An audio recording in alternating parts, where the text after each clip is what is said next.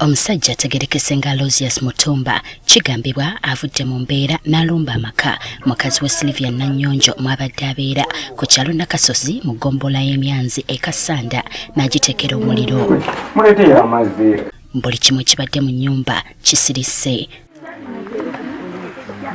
Kigambibwa nti ono nga tannakola kino yali yeegeza dda okutuusa obulabe ku mukyalo ono abatuuze ne bamutasaako n'adduka ne ku kyalo.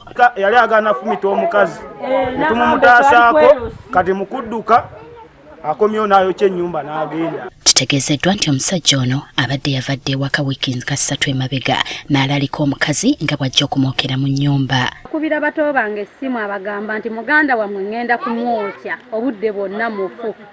Mugambe mama mutayagala nga akyali mulamu mugambe ne baŋŋamba era azza omuliro n'agwokya omubaddemu omwana nga yeebase omwana amufulumiza mu nju then n'akola ki n'akoleza ennyumba omukyala agenze okujja ng'enju ekutte.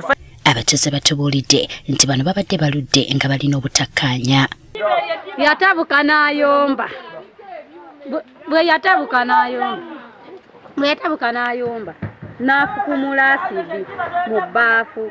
Bamubuuza abavubuka abaaliwo lwaki oyiya asidi tosobola muyira asidi yakwata wala gye n'amugira mu maaso ne kati amaaso gano mu musana ogulaba siraba mu musana. Abakulembeze b'ekitundu kino bagamba ensonga z'abantu bano bazimanyi bulungi wabula omusajja abadde yadduka ku kyalo. Yali yayawukana ne mukyala we n'amulekera abaana 5 akomyewo mu bbanga lya nnaku nga 4. Tugezezaako n'okumunoonyaako atubuze adduse. Abadde amaze wiiki ezi nga tali ku kyalo kuno nga yadduka. Kati Nanyonjo agamba ali mu kutya olw'ebiyinza okuddirira oluvannyuma lwa bba okumulaalika okumutuusaako obulabe. Ne tubeera awo ne tulowooza era tusula tutunula emisana twebaka nga tumanya ajja kujja kiraatwokere bano oluva ku ssomero ngamba ga bannaye mwebake ekiro tuba tusula tutunula okuva ku Lwokuna lwe yakuba essimu tusula tutunula nga tumanya agatwokya kiro. Asabye abantu okumuddukirira kubanga bwe tuli tetulina yadde 10 yadde sente zijiridde mu nnyumba engoye tetusigaza kakwambala abaana nga bwe bali zewadde mu kusomeza basigaza tetulina kye tusigaza nga bw'otulaba ffenna bwe tuli bwe tuti.